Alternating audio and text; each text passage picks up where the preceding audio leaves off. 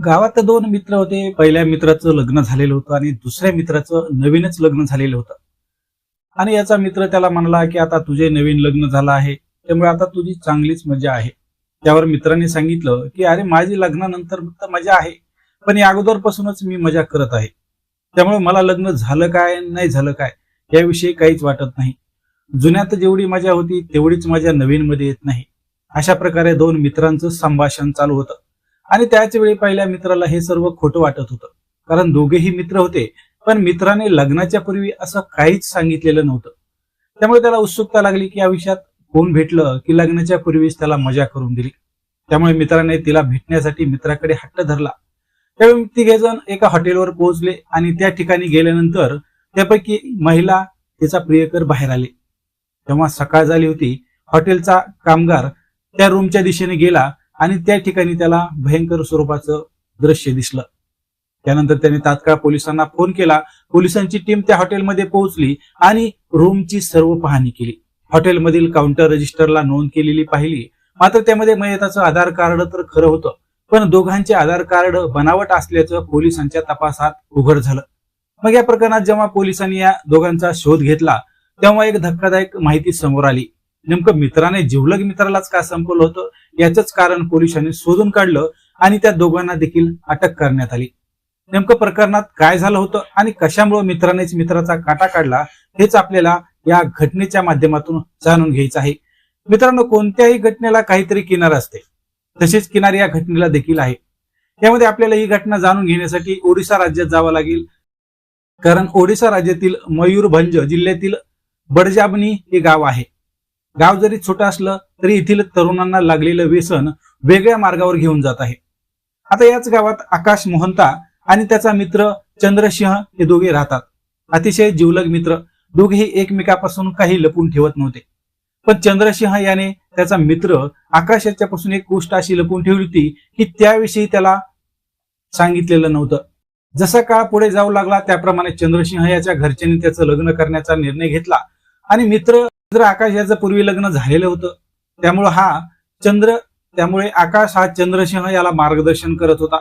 लग्न झाल्यानंतर मिळणारे सुख आनंदी असते, अशा प्रकारे त्यांच्या गप्पा चालायचे. आणि जेव्हा प्रत्यक्षात चंद्रसिंह याचं लग्न झालं त्यावेळी आकाश हा चंद्रसिंह याला लग्नाच्या नवीन रात्रीविषयी बोलू लागला. सर्वच अनुभव असलेला आकाश हा चंद्रसिंह याला मार्गदर्शन करत होता. 2-3 महिने आकाशाने त्याला मार्गदर्शन केलं, पण जेव्हा चंद्रसिंह याने त्याच्या मनातील गोष्ट आकाशाला सांगितली त्यावेळी मात्र त्याच्या पायाखालची जमीन सरकली. चंद्रसिंह हा जरी लहान असला तरी त्याने जो काही कारनामा केला होता तो ऐकून आकाश देखील हैराण झाला. कारण चंद्रसिंह याने आकाशाला असं काही सांगितलं की बाबा, माझं जरी लग्न झालेलं असलं तरी पहिली जशी मजा होती ती मजा लग्न झाल्यानंतर येत नाही. आता चंद्रसिंह याचे सर्व काही बोलणं जे चालू होतं यावर आकाशाला विश्वास बसत नव्हता.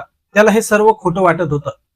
लग्नाच्या अगोदर तर तू हे सर्व मला सांगितलं नाहीस, त्यामुळं मला तुझ्या बोलण्यावर थोडा देखील विश्वास बसत नाही, असं आकाश चंद्रसिंह याला सांगत होता.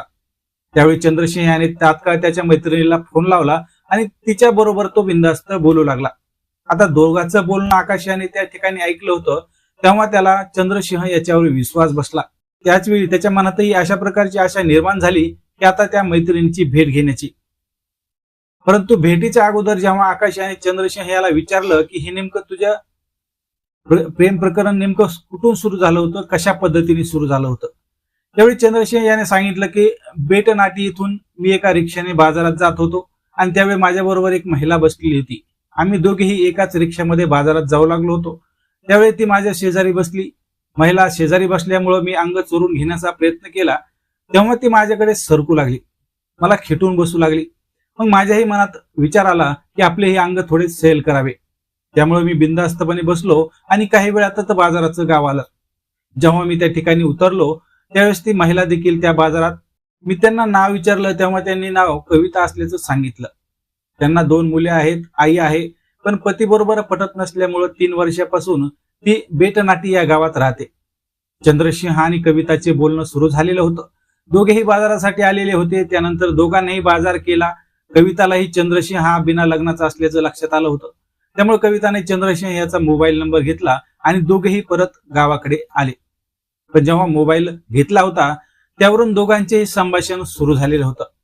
कविता ही तर 2 मुलांची आई होती, पण पतीपासून विभक्त राहत असल्यामुळे तिच्याही मनात काहीतरी वेगळ्या इच्छा होत्या. तिच्यावरही कोणाचं बंधन नव्हतं. तर चंद्रसिंह हा तरुण होता, त्याचंही लग्न झालेलं नव्हतं. त्यामुळे दोघेही बिनधास्तपणे बोलू लागले. त्यानंतर चंद्रसिंहने सांगितलं की मी एक दिवस तिला भेटण्यासाठी गावात गेलो होतो. मला पाहून तिला आनंद झाला होता. दारात दोन्ही मुले खेळत होती, तर आई बाहेरच्या अंगणात बसलेली होती. कविताने मला आतमध्ये बोलावले. आतमध्ये मी गेल्यानंतर थोड्याच वेळात कविताने चहा केला. जेवण बनवू का असं देखील तिने विचारलं, पण मी नकार दिला. काही वेळानंतर कविता माझ्याजवळ येऊन बसली.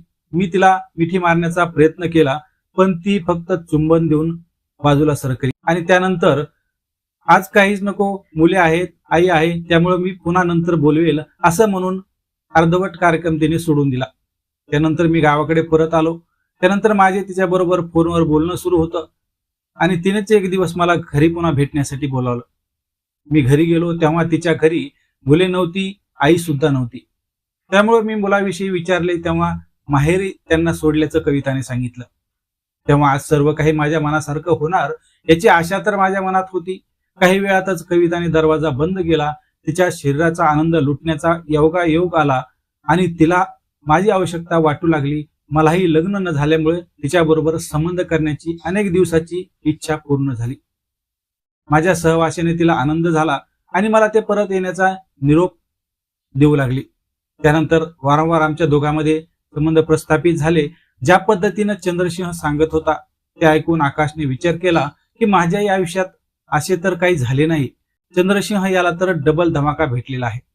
ज्या पद्धतीने चंद्रसिंह सांगत होता त्यामुळे आकाश याच्याही तोंडाला पाणी सुटलं. तू माझा मित्र आहेस, त्यामुळे मला पण तिला पाहायचे आहे. आपण तिघेही हॉटेलमध्ये भेटू असं सर्व काही ठरलं. त्या पद्धतीने आकाश, कविता आणि चंद्रसिंह हे तिघेही 25 डिसेंबर 2025 रोजी बालासोर शहरात पोहोचले. त्या ठिकाणी पण कविताने आकाश विषयी विचारले तेव्हा त्याचे शहरामध्ये काहीतरी काम असल्याचं चंद्रसिंह याने सांगितलं. पण जेव्हा ते हॉटेलमध्ये गेले तेव्हा तिघांनी त्या ठिकाणी रूम बुक केलेली होती आणि रजिस्टरला तिघांच्याही आधार कार्डाची नोंद करण्यात आली होती. तेव्हा कविता ही बाथरूम मध्ये गेली. त्यावेळी आकाश याला रूम मध्येच चंद्रसिंह याने लपायला सांगितले.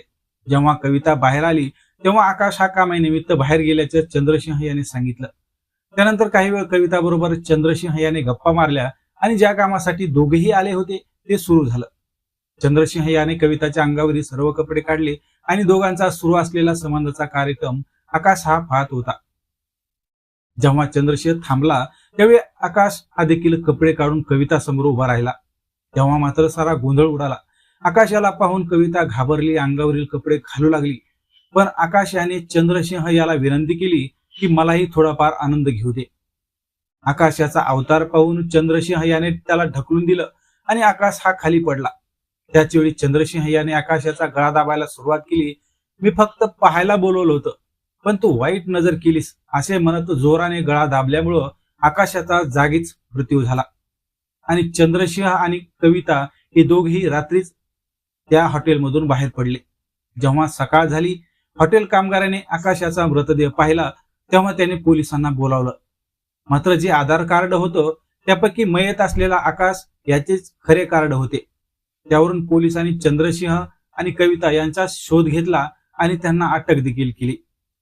तेव्हा हे सर्व प्रकरण उघड झालं. चंद्रसिंह याने सर्व झालेली हकीकत ज्यावेळेस पोलिसांना सांगितली त्या पद्धतीने हे सर्व काही घडलं होतं. जे घडलं होतं ते अतिशय भयंकर स्वरूपाचं होतं. 2 जिवलग मित्र मात्र वासनेच्या आहारी गेल्यामुळे एकाला जीव गमवावा लागला तर दुसऱ्याला जेलमध्ये जावं लागलं.